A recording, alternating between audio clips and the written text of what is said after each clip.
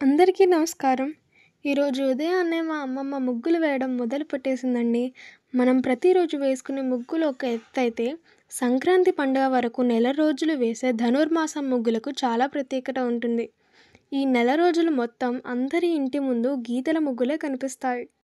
చాలామంది ప్లాస్టిక్ డబ్బాలతో గీతల ముగ్గులు వేస్తే, మా అమ్మమ్మ మాత్రం పాత పద్ధతిలోనే చేతి వేళ్ళ మధ్య నుండి 4 గీతల ముగ్గు చాలా అంటే చాలా ఈజీగా వేసేస్తుంది. ఇంత పెద్ద ముగ్గు 10 నిమిషాలలో వేసేసింది. చాలా సింపుల్ ముగ్గు ఇది. ఇంకా ఇలాంటి ముగ్గులు చాలా అంటే చాలా ఉంటాయి. మా అమ్మమ్మకు సంక్రాంతి ముగ్గులన్నా, బతుకమ్మ పాటలన్నా చాలా ఇష్టం. ఇప్పటికీ ఎంత పెద్ద ముగ్గు అయినా, ఎంత పెద్ద బతుకమ్మ పాట అయినా చాలా అవలీలగా పాడేస్తుంది.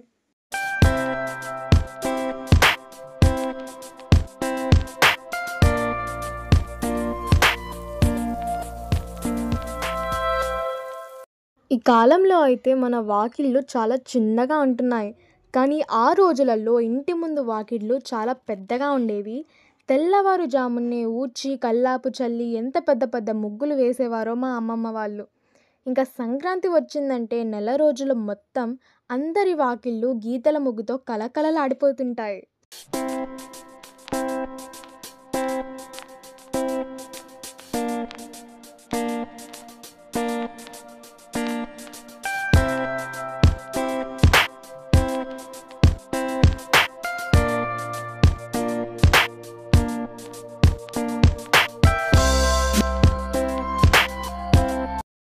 ఇంతకీ మీకు ముగ్గు ఎలా వేయటం వచ్చు?